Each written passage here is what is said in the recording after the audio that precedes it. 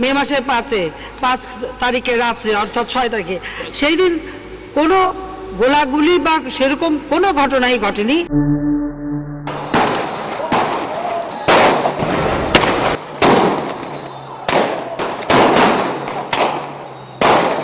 এত লোককে আমরা এই ছোট্ট জায়গা থেকে বের করে দিয়েছি শান্তিপূর্ণভাবে, যে সেখানে কিন্তু এক স্ট্যাম্পিডেও কেউ কিন্তু আহত নিহত হয়নি।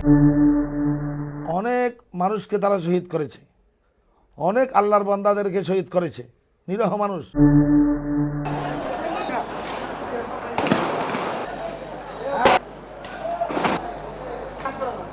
বিভিন্ন রকম হলো বোম মারা, গুলি করা, লোপাতাড়ি গুলি করছে, কিছু ডাইরেক্ট গুলি করেছে।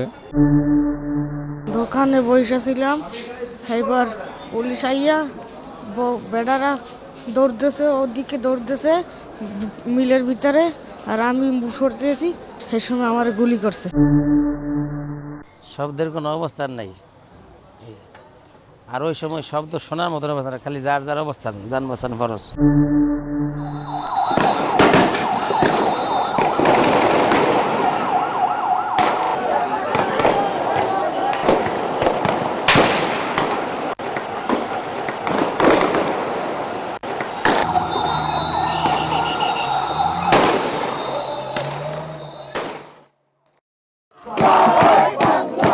2013 সালের ফেব্রুয়ারিতে ঢাকার শাহবাগে কথিত গণজাগরণ মঞ্চ থেকে যুদ্ধাপরাধীদের ফাঁসি দাবির ছত্রছায়ায় এখান থেকে সরাসরি ধর্মবিরোধী নাস্তিকতার উত্থান ঘটে।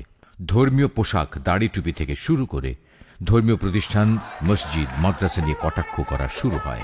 এমনকি গণজাগরণ মঞ্চের কতিপয় নাস্তিক ব্লগার ইসলাম ধর্ম ও প্রিয় নবী হযরত মুহাম্মদ সাল্লাল্লাহু আলাইহি সাল্লাম এবং আল্লাহকে নিয়ে নানান অশ্লীল ও অপমানজনক কিচ্ছা কাহিনী ইন্টারনেটে ছড়িয়ে দিতে থাকে। শাহবাগের মতো গুরুত্বপূর্ণ 4 রাস্তার সংযোগস্থলে র্যাব পুলিশের কঠোর নিরাপত্তায় চলে এসব ধর্মবিরোধী প্রচারণা।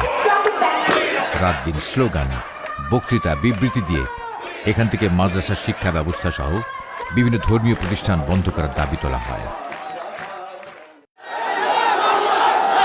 ইসলাম বিরোধী, রসুলের অবমাননাকর কুৎসিত কথাবার্তা, আল্লাহ রসুল বিরোধী যে কথা বলছে, এর বিরুদ্ধে, ইসলামী রাজনীতি বন্ধের বিরুদ্ধে আমাদের সংগ্রাম। মসজিদের গেট বন্ধ করে আমরা নামাজ পড়তে আসছি, আমরা আল্লাহ রসুলের বিরুদ্ধে কথা বলছি, সেই জন্য আসছি। ইসলামের উপর যে আজকে যে আঘাত, ব্লগাররা যে ইসলামের উপর যে নকল হামলা করতেছে, তার প্রতিবাদে আমরা সাধারণ মুসলমান একত্রিত হয়েছে।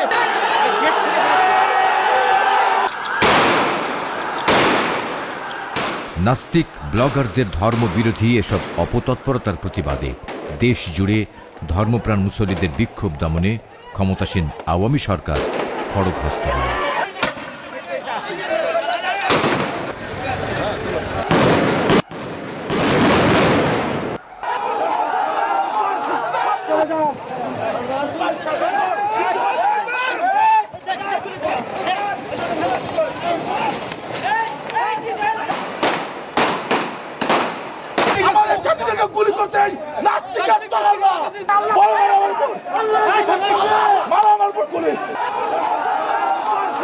বাংলাদেশের নাস্তিক মুরতাদরা ইসলামকে খতম করতে চায়, তার প্রতিবাদে নাগরিক, আমাকে মারা হয়েছে, আমার টুপি ফেলে দেওয়া হয়েছে, আমার পাগড়ি ফেলে দেওয়া হয়েছে, পাঞ্জাবি ফেলা হয়েছে, আমাকে মারা হয়েছে, রক্তাক্ত করা হয়েছে।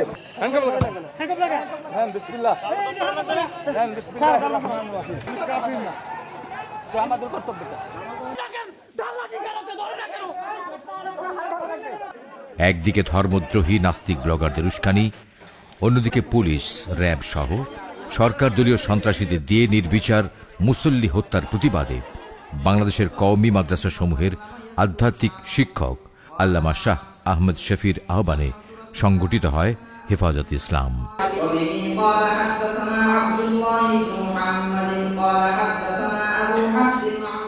নতুন এই সংগঠনটি ইসলাম রক্ষার শপথে দেশের কওমি মাদ্রাসা ভিত্তিক হলেও মাত্র কয়েকদিনের মধ্যে দেশের ধর্মপ্রাণ মানুষের শাশ্বত বিশ্বাস ও আস্থার প্ল্যাটফর্ম হয়ে ওঠে। 2013 সালের 5 মে ধর্মীয় অনুভূতিতে আঘাত প্রদানকারী নাস্তিকদের বিচারের দাবিতে পূর্ব ঘোষিত ঢাকা অবরোধে সারা দেশ থেকে আসা হেফাজতে ইসলামের কর্মীরা ঢাকার বিভিন্ন পয়েন্টে অবস্থান নেয়। হেফাজতের এই কর্মসূচি ছিল অহিংস। কোরআন সুন্নাহ অনুযায়ী এই 13 দফা দাবির বাস্তবায়ন এবং নাস্তিক ব্লগারদের শাস্তির দাবিতে আমরা আজকে এখানে একত্রিত হয়েছি। অবরোধ কর্মসূচি শেষে বায়তুল মোকাররম মসজিদের উত্তর পাশে তারা সমাবেশের প্রস্তুতি নেয়, কিন্তু প্রশাসনের পক্ষ থেকে বায়তুল মোকাররমের পরিবর্তে মতিঝিলের শাপলা চত্বরে সমাবেশ করার অনুমতি দেওয়া হয়। ওই জায়গায় আমাদের অবরোধ 6 জায়গায় এই হযরত আমিরে মোহতরম যেতে পারবেন না। আর প্রায় অবরোধকারীরা উনার মুরিদান, ভক্ত, শীর্ষ ছাত্র, ওদের কাছ থেকে আমাদের কাছে কথা আসছে, একটা অনুরোধ আর কি, যে এত কষ্ট করে আসলাম, হযরতের একটু দোয়া মুনাজাতটা যদি আমরা না পেয়ে যাই, এটা তো আমাদের বরদাস্ত হবে না। বারবার তারা কথা বলছে আমরা শান্তিভাবে থাকবো না, আমরা তার আগে শেষ করে দিব, দোয়া করব আমরা।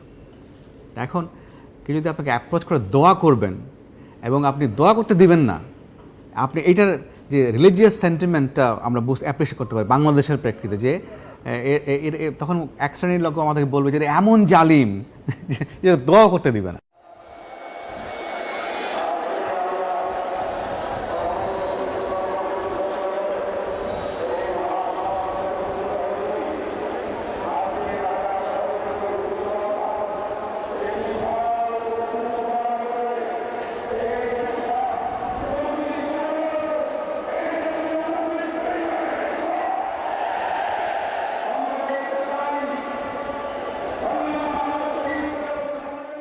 দুপুর থেকে ঢাকার বিভিন্ন পয়েন্টে অবস্থানকারী হেফাজত কর্মীরা মতিঝিলের দিকে আসতে থাকে।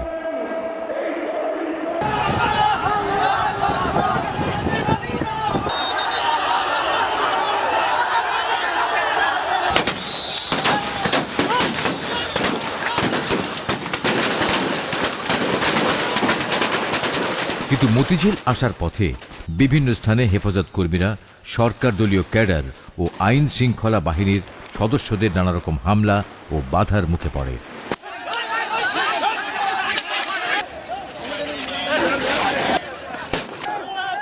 সবচেয়ে ভয়াবহ হামলা করা হয় মতিঝিলের প্রবেশমুখ পল্টন এলাকায়। এখানে পুলিশ, র্যাব ও আওয়ামী সন্ত্রাসীদের ত্রিমুখী হামলায় হেফাজত কর্মীরা দিশেহারা হয়ে পড়ে।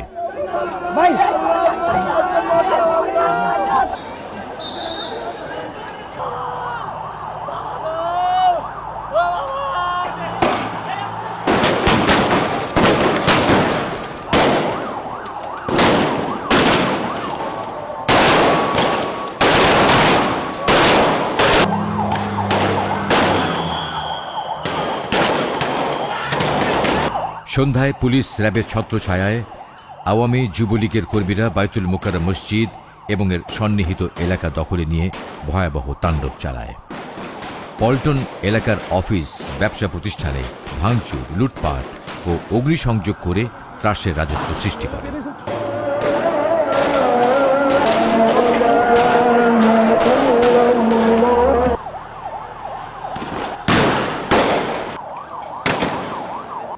এ সময় এখানকার জুয়েলারি দোকানে লুটপাট, জায়নামাজ, আতর, টুপি, তসবি ও কোরআন শরীফের দোকানসমূহে আগুন লাগিয়ে দেওয়া হয়।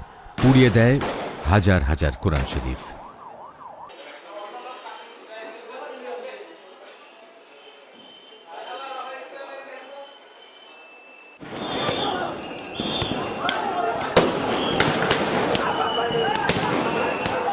পুলিশ ও আওয়ামী সন্ত্রাসীদের হামলায় সমাবেশে আসার পথেই অন্তত 20 হেফাজত কর্মী নিহত হয়।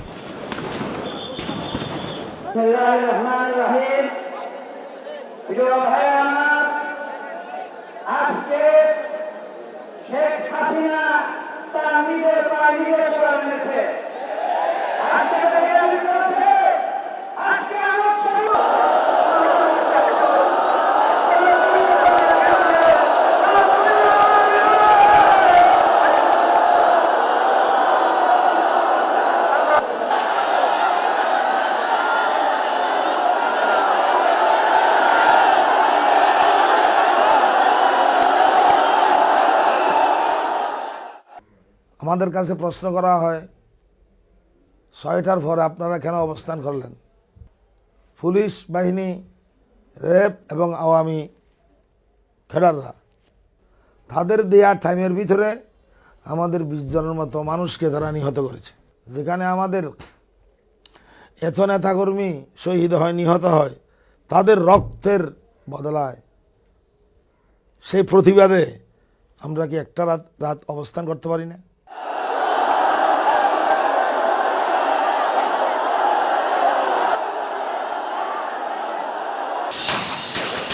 রাত 8টার দিকে দৈনিক বাংলার দিক থেকে মতিঝিলের মূল সমাবেশে বিপুল সংখ্যক পুলিশ প্রথমবার হামলা চালায়, কিন্তু সমাবেশকারীরা রুখে দাঁড়ালে পুলিশ তখন দৈনিক বাংলা মোড়ে অবস্থান নেয়। এ সময় সমাবেশ স্থলের সমস্ত সড়ক বাতি নিভিয়ে দিলে মতিঝিল ও এর আশপাশের এলাকা অন্ধকারাচ্ছন্ন হয়ে পড়ে। সমাবেশের মাইকগুলোর সংযোগ বিচ্ছিন্ন করে ফেলা হয়।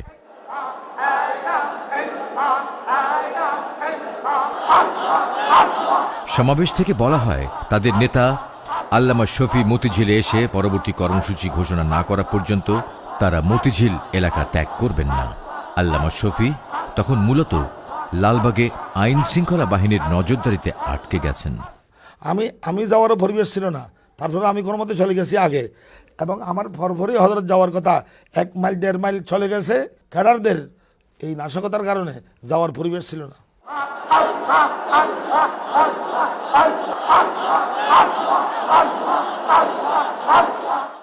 যারা বেশি ক্লান্ত হয়ে গেছে তারা ঘুমে গেছে, আর বাকিরা জিকির করতেছে।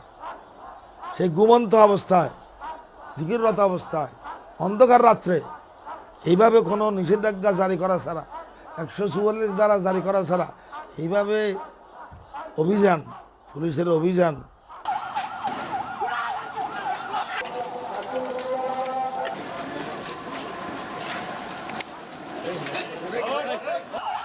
রাত 2টোর পর যৌথ বাহিনীর 2টি গ্রুপের একটি দৈনিক বাংলার দিক থেকে এবং অন্য গ্রুপটি নটরডেম কলেজের দিক থেকে অন্তত শখানেক রাইট কার, সাঁজোয়া যান, জল কামান নিয়ে অতর্কিতে হামলা করে। শুরু হয় অপারেশন ফ্ল্যাশ আউট।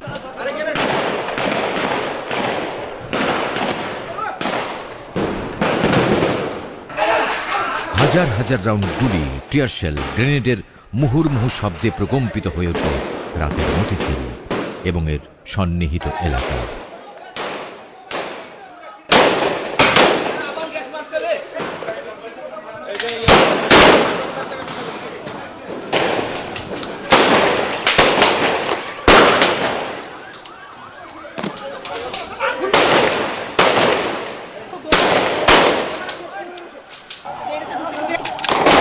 অন্ধকারাচ্ছন্ন মতিঝিলে বিস্ফোরণের আলোয় দেখা যায় নিরস্ত্র ভীত সন্ত্রস্ত হেফাজত কর্মীদের মরণপণ ছোটাছুটি।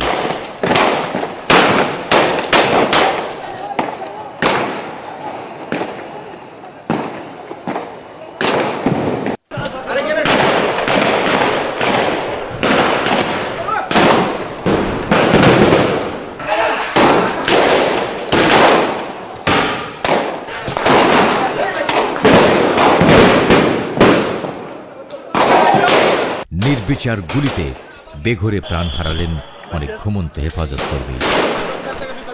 মুহূর্তেই মতিঝিল পরিণত হল মৃত্যুপুরীতে।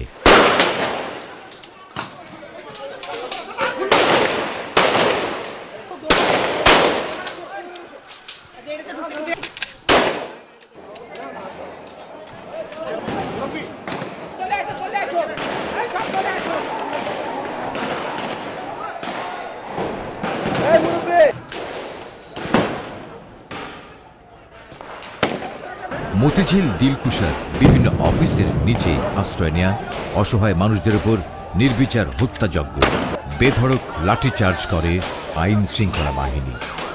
তাদের নৃশংস তাণ্ডব থেকে জীবন বাঁচাতে ফুটপাত, অলিগলি, ছোট ছোট ভবনের ছাদ কোথাও আশ্রয় নিয়ে টিকতে পারল না দেশের প্রত্যন্ত গ্রাম থেকে আসা ইসলাম প্রিয় সব মানুষ।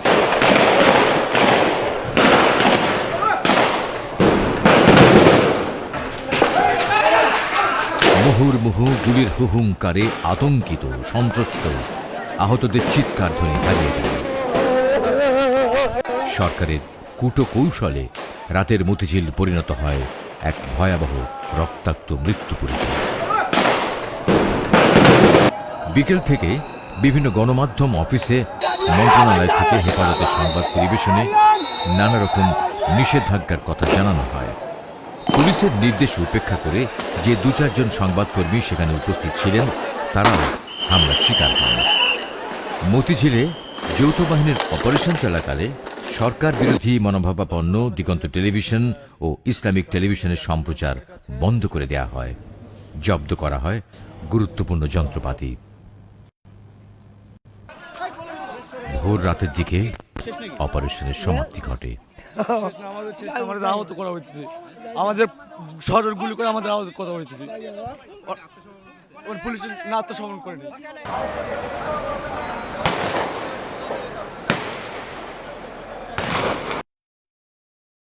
একটি জাতীয় দৈনিকের অনুসন্ধানী প্রতিবেদনে বলা হয়েছে 6 মের এই অভিযানে 1.5 লক্ষাধিক রাউন্ড গোলাবারুদ ব্যবহার করা হয়। অভিযানে পুলিশ, র্যাব ও বিজিবির মোট প্রায় 7,500 সদস্য অংশ নেয়। এখানে এই ঢাকার সমস্ত অলমোস্ট সকল র্যাব, সকল পুলিশ বাহিনী, সকল সদস্য এবং অন্যান্য যত বাহিনী আছে, ঢাকা যে 5টা ব্যাটালিয়ন আছে 5টা ব্যাটালিয়ন এখানে একযোগে কাজ করেছে। RAB, police, BGB. অভিযানে কতজন নিহত হয়েছে তা নির্ণয় করা যায়নি। সরকারি প্রেস নোটে 11 জনের কথা বলা হলেও সাধারণ মানুষের ধারণা মৃত্যুর সংখ্যা 1000-এরও উপরে।